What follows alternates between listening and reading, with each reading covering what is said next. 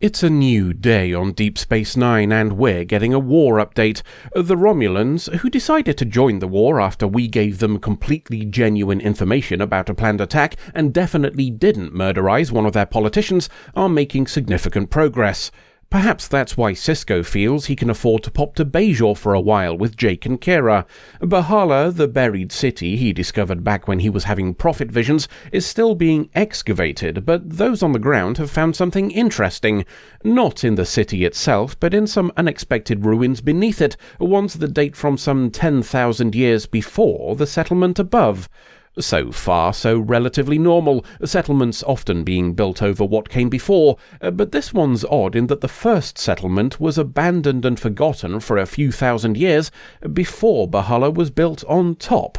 While interesting, even this wouldn't be enough to give Sisko a call. What caused that is the ancient Bajoran inscriptions, ones that are specifically written to the emissary.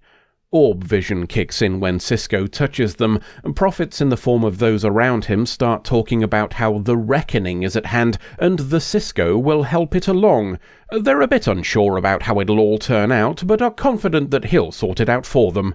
They kick him out of the vision and across the room. He wakes to a little concern and a lot of curiosity when he mentions his vision. Neither Kira nor the monk present can think of any prophecy referencing something called the Reckoning, which makes translating the rest of the inscription very important. So important, in fact, that Sisko decides it should come back to the station. Dax is in charge of figuring it out, though she doesn't seem particularly in awe of it. There's nothing in the chunk of rock that would throw Sisko across the room as far as she can tell, so it's just a basic translation job. That's if she gets the chance. Kai Sin, the Delphic douchebag, has decided to visit the station, and she's full of piss and vinegar at Sisko taking off with a Bajoran historical artifact. At least she's trying to be diplomatic about it, mostly to cover her ass. Sisko doesn't have a reason beyond his belief that this is what the prophets wanted, and he's a touch condescending about it in places too, if we're being honest. That might be why she abandons trying to talk to Sisko and registers an official complaint with Starfleet instead. Admiral Ross gives him a bollocking and tells him to hand the stone tablet back over, but in true Starfleet fashion, Sisko's decided to treat that order as a recommendation, so he can ignore it. Sisko's dealt with the prophets too many times to think of this as just a native religion like Starfleet does. Besides, they did him a solid when they disappeared that Dominion fleet, so this might be them asking for a favour in return. Leaving a message 30,000 years ago is nothing for beings that live outside of linear time. If it's a favour, it might be a big one. Part of the translation is complete, and it talks about the gateway to the temple being consumed as part of the reckoning. If the wormhole is their temple, then that would make the gateway Deep Space Nine. We're in quarks and worrying about impending doom, or not worrying in the case of Bashir, as he thinks Bajoran religion has a prediction to cover all eventualities. The Bajorans on the station are taking things very seriously indeed, though, at least based on how few of them Quarks had as customers.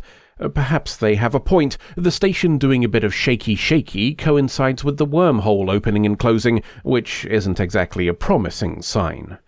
It's not just the station either. Bajor itself is having a load of disasters all over the place, and Kai Sin is saying it's because Sisko pissed off the prophets by taking the tablet they literally addressed to him. Perhaps she didn't mention that last part to the First Minister, as Shakar has added his voice to Kai Sin's complaint.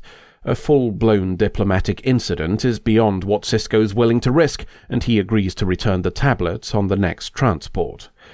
Perhaps getting rid of it is the right call. Dax has translated a bit more of it, and the result predicts some very dire shit for Bajor. At least if Kai Sin's holding it at the time, she'll get the blame. There's also some stuff about what the emissary will do during the reckoning, which might have been useful if it wasn't damaged.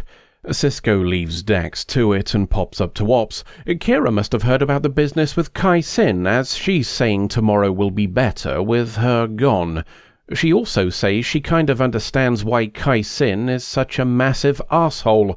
Kai Sin spent her entire life wanting to become the central figure in Bajoran religion, and once she makes it, she has to share the spotlight with some godless schlub from the Federation. Even worse, he's got a direct line to the prophets, and they've never so much as given her the time of day. Hardly surprising that the whole situation boils her piss. Jake's not delighted by the emissary thing either, but for different reasons. The job has hospitalized his dad more than once, and that's without getting thrown across a cave this week. Sisko has no real answer for that. Not asking for something doesn't mean you get to ignore the reality of it, and the emissary is what he is. That doesn't mean he has to like it either, which might be why he goes to look at the tablet when he can't sleep. Being asked to perform a task is one thing, but the Prophet's expecting him to work it out for himself is proper bullshit. Perhaps that frustration is why he does a bit of the old vandalism and smashes the stone, though the pair of differently coloured wibblies that escape on Scarpa rather suggest there's a bit more to it. Dax and Odo are observing the aftermath of Sisko's vandalism. Neither have detected anything weird that could be related to what Sisko saw, but a brief power loss is a pretty good clue that something screwy's going on. It might also explain why Sisko had the vague feeling that him going Hulk smash mode was precisely what the Prophets wanted. Naturally, Kai Sin is doing her fucking nut. She's very, very upset about all of this, honest, and the fact that pinning a whole load of bad shit on his sacrilege will put him out of the picture is just a happy coincidence. We'll have to put a pin in that as Odo calls him down to the promenade. Kira's going full Emperor Palpatine, and the reason is because she's been possessed by a prophet. It's time for that whole reckoning business, which we learn is a prophet having a bit of a ding-dong with a Par-Wraith, like the one that possessed Keiko O'Brien a while back. This will apparently lead to a golden age for Bajor, according to Kai Sin, assuming the prophet wins, of course. Regardless, Prophet Kira says Sisko's part in this is done. On the plus side, this does convince Kai Sin that he was right about smashing the stone. She tries to apologize to Prophet Kira and offer her help, but Prophet Kira straight up blanks her. Gods having a Barney on a space station is obviously hazardous to health, so Sisko's ordering an evacuation. That's met with some resistance from others, not for the sake of being selflessly brave, but because doing a science with some radiation will kick the Prophet out of Kira's body. Let them knock the shit out of each other somewhere else, says Dax. Sisko thinks that would be a bit on the rude side, what with the Prophets having saved everybody from the Dominion invasion fleet and all. Odo pitching in to agree that this is what Kira would have wanted seems to seal the deal, and we start evacuating. Mostly, anyway. Kai Sin needs to feel important, so she's organised some praying at Prophet Kira's feet. Sisko's argument that gods can hear prayers from anywhere is enough of an excuse for her to both knock it off and congratulate him for the imminent golden age of Bajor, one where he and she will no longer be required. That'll have to wait, as Prophet Kira says the Par-Wraiths picked a body. Jake's in the episode, so obviously it's him. Sisko offering his body instead only gets him knocked on his ass again, and the two gods have a big old beam fight, like what they do in anime shows. Dax still wants to do the science wibbly to kick the gods out, but Sisko won't let her. He believes the Prophets will protect Jake and tells both Dax and Kai Sin to bugger off. They both do so, but Kai Sin slips away during the fuss of the evacuation. The reason? So she can trigger the science wibbly and kick out our fighting gods.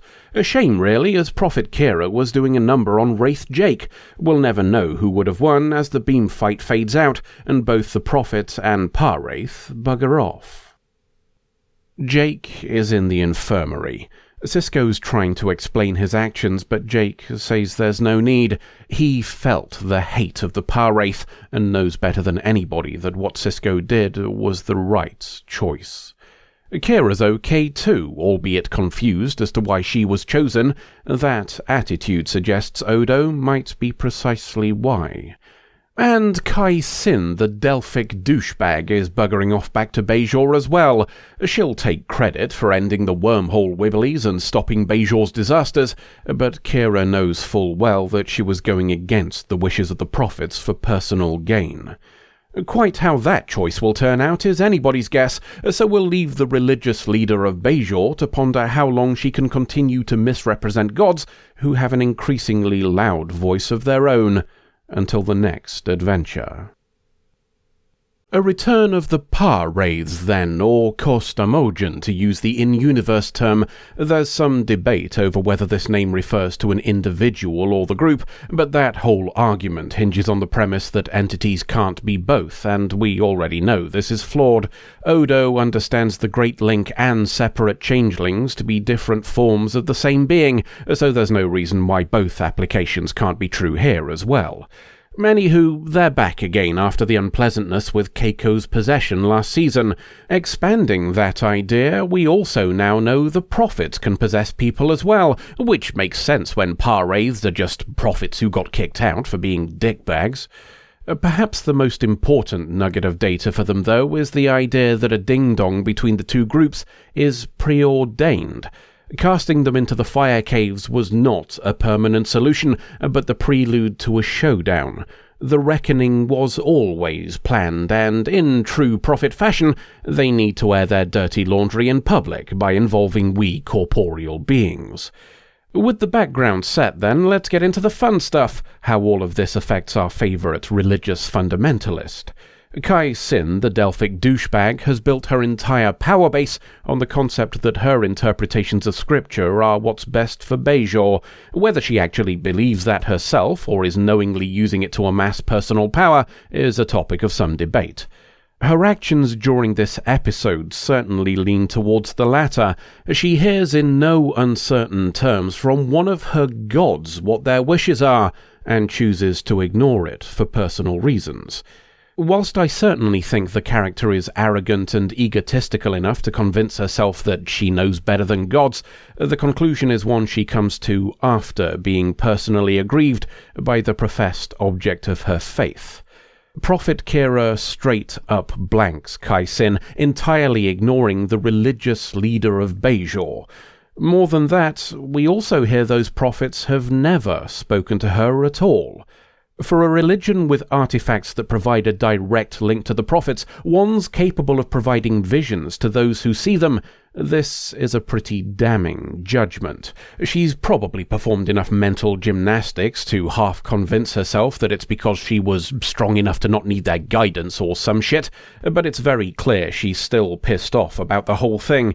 There's certainly an edge of jealousy when she tells Cisco they've never spoken to her. This, I think, more than anything, perfectly encapsulates Kai Sin's attitude towards religion, and it's an attitude we can see in our own world, too. She believes that faith is transactional. I will worship you not for the teachings you give, not for the concepts you represent, but for what such worship can personally provide to me now and in the future. That the prophets chose Cisco over her, the idea that his character matters more than her time served, is an affront to the deal she made in her head. Preventing the reckoning is thus an excellent win-win for her. She gets to say she's the one responsible for saving Bajor from horrors, whilst also giving a resounding fuck you to the gods who ignored her and the person they chose over her. That this is in direct opposition to the faith she claims to hold is irrelevant, because she considers herself an equal partner in the trade. If they renege on the deal she imagined, she has the right to do the same. Of course, the whole thing about events being preordained and Kai Sin buggering them up opens questions about just how much that's even possible when dealing with beings outside of linear time who put this whole thing in motion some 30,000 years before Cisco was even born. But that's a massive rant on time fuckery, predestination, and free will, so we'll leave it well enough alone, I think. Let's end with another dip into the irregularly recurring topic of what is Odo. We see him in this episode sitting with Kira while she eats, but not joining her. Not particularly surprising, as we've heard before that he doesn't eat, a lack of taste buds being a large part of not bothering.